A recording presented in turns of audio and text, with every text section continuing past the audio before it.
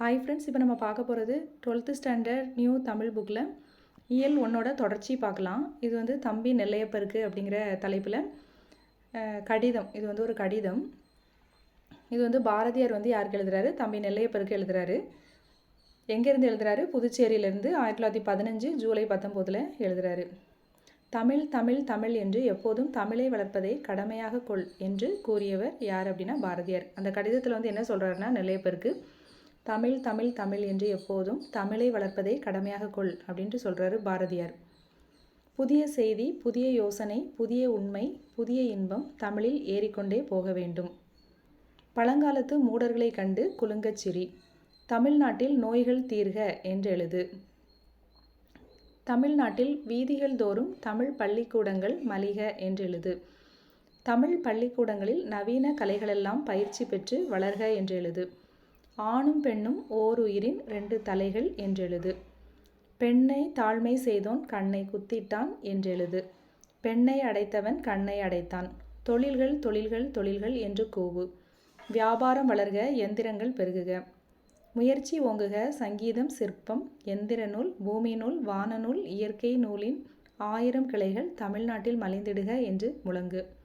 சக்தி சக்தி சக்தி என்று பாடு. தம்பி நீ வாழ்க இப்படின்ட்டு என்ன பண்ணுறாரு பாரதியார் வந்து தம்பி நெல்லையப்பருக்கு வந்து கடிதம் எழுதுறாரு. எட்டயபுரம் மன்னர்களின் பரம்பரை வரலாறு பற்றி கவிகேசரி சாமி தீட்சிதர் என்பவர் வம்சமணி தீபிகை அப்படிங்கிற ஒரு நூலை வெளியிட்டார். அது எப்போ அப்படின்னா 1879. யார் வெளியிடுறாங்க? கவிகேசரி சாமி தீட்சிதர் அப்படிங்கிறவர் வம்சமணி தீபிகை அப்படின்ட்டு ஒரு நூலை வெளியிடுறாரு.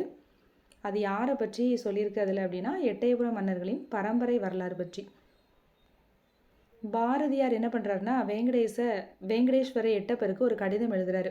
எப்போ அப்படின்னா 6/8/1919 ஒரு கடிதம் எழுதுறாரு. அப்போ அதில் என்ன சொல்கிறாரு அப்படின்னா, இந்த வம்சமணி தீபிகையில் வந்து நிறைய குற்றங்கள் இருக்குது, நிறைய பிழைகள் இருக்குது. நான் வந்து அந்த நூலை வந்து என்ன பண்ணுறேன், என்னுடைய நடையில் திருத்தி கொடுக்குறேன் அப்படின்னு சொல்லிட்டு என்ன பண்ணுறாரு, வேங்கடேஸ்வர எட்டப்பருக்கு வந்து பாரதியார் வந்து 6/8/1919 வந்து ஒரு கடிதம் எழுதுறாரு.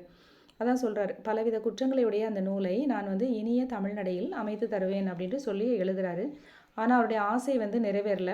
ஆனால் அந்த வம்சமணி தீபிகையினுடைய மூல வடிவம் வந்து மறுபடியும் யார் அதை வந்து பதிப்பிக்கிறாங்க அப்படின்னா இளசை மணி அப்படிங்கிறவர் வந்து 2008 வந்து என்ன பண்ணுறாரு, பதிப்பிச்சு வந்து அந்த நூலை மறுபதிப்பாக அதை வந்து வெளியிடுறாரு. பாரதியினுடைய கண்ணன் பாட்டு, நாட்டுப்பாட்டு, பாப்பா பாட்டு, முரசு பாட்டு இதெல்லாம் வந்து பதிப்பித்தவர் யார் அப்படின்னா பரளிசூர் நெல்லையப்பர். பரளிசூர் நெல்லையப்பரை வந்து பாரதியார் வந்து எப்போவுமே எப்படின்னா அவருடைய ஒரு தம்பியாகவே வந்து என்ன பண்ணுவார், பாவிச்சு பார்ப்பார். பாரதி நடத்திய சூரியோதயம், கர்மயோகி ஆகிய இதழ்களில் வந்து துணையாசிரியராக இருந்தவர் யார் அப்படின்னா பரளிசூர் நெல்லையப்பர். லோகோபகாரி, தேசபக்தனில் பரளிசூர் நெல்லையப்பர் வந்து துணையாசிரியராக இருந்துட்டு பிறகு ஆசிரியராக மாறினார். சூரியோதயம், கர்மயோகியில் வந்து எப்படி இருக்கிறாருன்னா துணை ஆசிரியராக இருக்கிறாரு.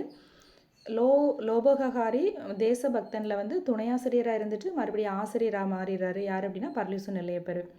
பரளிசூர் நெல்லையப்பர் எழுதிய கவிதை நூல்கள் என்னெல்லாம் அப்படின்னா நெல்லை தென்றல், பாரதி வாழ்த்து, உய்யும் வழி.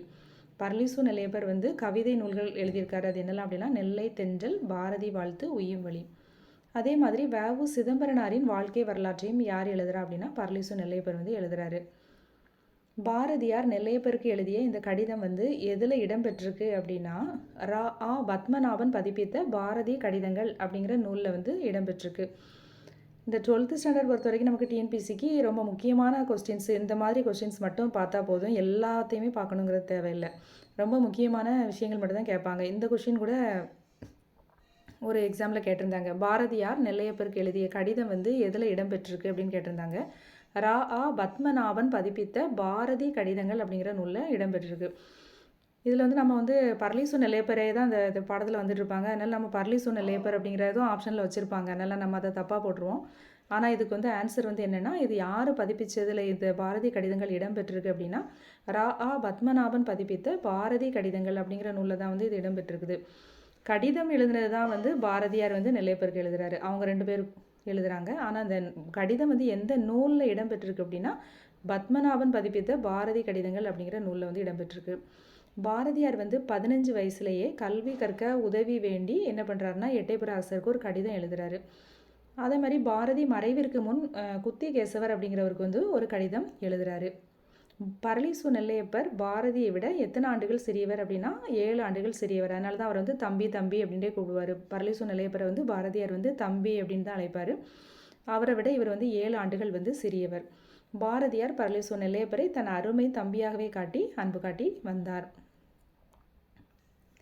ஐயனின் அருளே அருகதி என்ன உய்ய இவன் வந்துற்று என் தந்தையார் அப்படின்னுட்டு என்ன பண்ணுறாரு, எட்டயபுர ஜமீனுக்கு வந்து கடிதம் எழுதும்போது இந்த லைனை வந்து சொல்லிட்டு அந்த கடிதம் வந்து எழுத ஆரம்பிக்கிறாரு. அடுத்து இலக்கணம். 12th இலக்கணம் வந்து ரொம்ப முக்கியமானது மட்டும் பார்த்தா போதும், எல்லாமே வந்து தேவையில்லாத.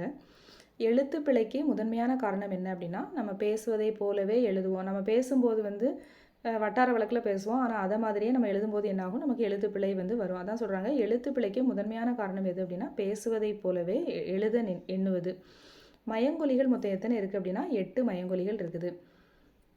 இந்த 8 மயங்கொலிகளில் சொல்லின் தொடக்கமாக வர்றது வந்து நகரம் மட்டும்தான் வரும். நண்டுன்னு சொல்லுவோம்ல, அந்த 3 நாளையுமே அந்த நகரம் நண்டுக்கு வரக்கூடிய நகரம் மட்டும்தான் மயங்கொலிகளில் சொல்லின் தொடக்கத்தில் வரக்கூடிய எழுத்து. சொல்லின் இறுதியில் வராதது எது அப்படின்னா ரகரமை வந்து வராது. மற்றவை எல்லாமே எப்படி வரும்னா சொல்லின் இடையிலும் இறுதியிலும் வரும். தமிழின் சொல்லின் தொடக்கமாக மெய்யெழுத்துக்கள் வந்து வராது. இப்போ இதெல்லாம் கூட தேவையில்லை. வல்லின மெய்யோடு சொல் வந்து முடியாது. ஒரு வல்லின மெய் எழுத்தோடு வந்து என்ன ஆகாதுன்னா சொல் வந்து முடியாது. வல்லின மெய்கள் வந்து எப்போதுமே ஈரொற்றாய் வராது.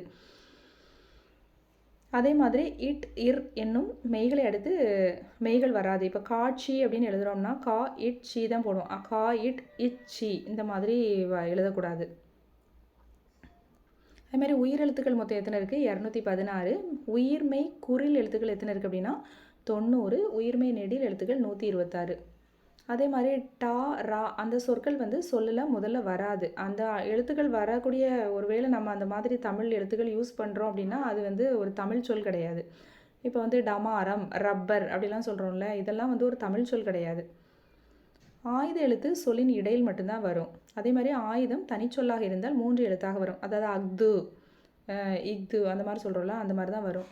தனிக்குறிலை அடுத்தும் வந்து ஆயுதம் வரும். மெல்லின எழுத்துக்களில் நான் அந்த சொல்லின் தொடக்கத்தில் வந்து அது வராது. நம்ம ஏற்கனவே பார்த்தோம்ல மயங்கொலிகளில் அந்த நண்டு அந்த நான் மட்டும்தான் என்ன ஆகும்னா சொல்லின் தொடக்கத்தில் வரும். இந்த நாலாம் என்ன ஆகாதுன்னா சொல்லின் தொடக்கத்தில் வராது. இதெல்லாம் நம்ம வந்து தெரிஞ்சுக்கிறதுக்காக எழுதியிருக்கிறேன்.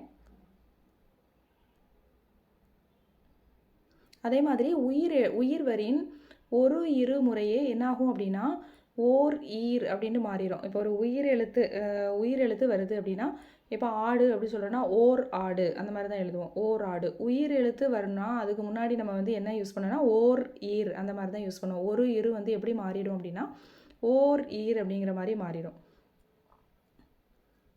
அதே மாதிரி உயிர் எழுத்தில் அது இது எது அப்படி வரும்போது என்ன மாறும் அப்படின்னா அஃது இஃது எஃது அப்படின்னு மாறும். கல் கூட்டல் சிலை எப்படி எழுதுவோம்? கற்சிலை அந்த மாதிரி மாறும். கடல் ப்ளஸ் திரை கடல் ப்ளஸ் கரை கடற்கரை.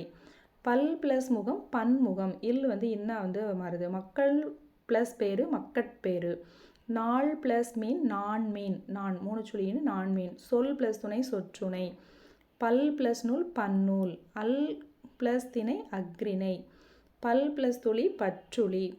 இந்த இயக்குனருக்கு வந்து நாம் வந்து இந்த நா தான் போடணும். அதாவது மயங்கொலிகளில் எந்த இந்த நா மட்டும்தான் சொல்லின் முதலில் வரும். நண்டு சொன்னோம்ல அந்த நா தான் இயக்குனர் அப்படின்னு எழுதும்போது எழுதணும். இந்த நா வந்தால் தப்பு. இதுமாதிரி ஓட்டுனர் அதுவும் இந்த நா தான் வரும். பெறுநர் அனுப்புனருக்கு எல்லாத்துக்குமே அந்த நண்டுக்கு போடுவோம்ல அந்த நா தான் யூஸ் பண்ணி எழுதணும். இந்த நா போடுறது தப்பு. அதுமாதிரி இந்த பாடத்தில் இருக்கிற மதிப்பீடு பார்க்குறோம். இதில் வந்து பிழையான தொடரை கண்டறியன்னு கொடுத்துருந்தாங்க. அதில் என்ன அப்படின்னா காலையில் பூத்த மல்லிகை மனம் வீசியதுக்கு பதிலாக காளை அந்த காளை கொடுத்துருந்தாங்க, அது தப்பு. அதுமாதிரி பேச்சு தொழிலில் தமிழில் அமைந்த தொடர் எதுனா அவருக்கு நல்லது கெட்டது நல்லா தெரியும். பலவுள் தெரிகளை இலக்கியத்தையும் மொழியினையும் ஒரு சேர பேசுகின்ற இலக்கண நூல் எது? தொல்காப்பியம். மீண்டும் அந்த பழமை நலம் புகுதற்கு கவிஞர் குறிப்பிடும் இந்த பழமை நலம் அப்படின்னு சொல்கிறார்ல, அது எதில் சொல்கிறாங்க அப்படின்னா பாண்டியரின் சங்கத்தில் கொலுவிருந்ததும் வள்ளல்களை தந்தது. அப்போ கா ஞா சரி அப்படின்னா இது என்ன அப்படின்னா நம்ம வந்து தமிழ் எழுத்துக்கள் பார்க்குறோம்ல 1 2 அது சரி, அந்த மாதிரி 1 3 சரி அப்படின்னு சொல்கிறாங்க. மின்னேர் தனியாளி வெங்கதிரொன்று ஏனையது தன்னேர் இல்லாத தமிழ். இவ்வடிகளில் பயின்று வந்துள்ள தொடை நயம் என்ன அப்படின்னா, இதில் என்ன இருக்குன்னா அடி எதுகை இருக்குது. அடி எதுகை மின்னேர் தன்னேர் அப்படின்ற அடி எதுகை இருக்குது. சீர்மோனை இருக்குது. தன்னேர் தமிழ் சீர்மோனை இருக்குது. அடுத்து கருத்து 1. இயல்பு வழக்கில் தொடரமைப்பு என்பது எழுவாய் பயனிலை என்று வருவதே மரபு. தொடரமைப்பு சங்க பாடல்கள் பலவற்றில் பிறழ்ந்து வருகிறது. இப்போ நம்ம இயல்பாக சொல்லும்போது எப்படி சொல்லுவோம், எழுவாய் பயனிலை அப்படி தான் வரும். ஆனால் இந்த தொடரமைப்பு வந்து சங்க பாடல்களில் வந்து கரெக்டாக வராது, பிறழ்ந்து தான் வந்திருக்கு அப்படின்னு சொல்லியிருக்காங்க. இந்த 2 கருத்துமே சரி. பொறுத்துக்க பார்க்குறோம். தமிழ் அழகியல் எழுதினது யார்? தமிழ் அழகியல் வந்து தீசு நடராஜன். நிலவுப்பு வந்து சிற்பி பாலசுப்ரமணியன். கிடைங்கிறது ஒரு குறு நாவல். அந்த ஆடுகள் பற்றி அதை சொல்லியிருப்பாரு, அது கி ராஜநாராயணன். உய்யும் வழி வந்து பரளிசு நெல்லையப்பர் எழுதினது. பழையன கழிதலும் புதியன புகுதலும் வலுவல கால வகையினானே நன்னூல். மீண்டும் வந்த பழமை நலம் புகுதற்கு மெய்சிலிருக்க தமிழ் குயிலை கூவி வாவா. இது சொன்ன அந்த பாட்டு என்ன பாட்டு அப்படின்னா சிற்பி பாலசுப்ரமணியன்.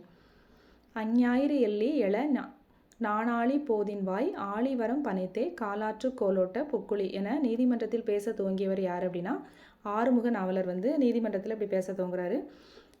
நீதிபதி ஆங்கிலத்தில் பேச உத்தரவிட அவர் மறுத்து என்ன பண்ணுறாரு, தமிழ்லே பேசுகிறாரு. யார்? ஆறுமுக நாவலர்.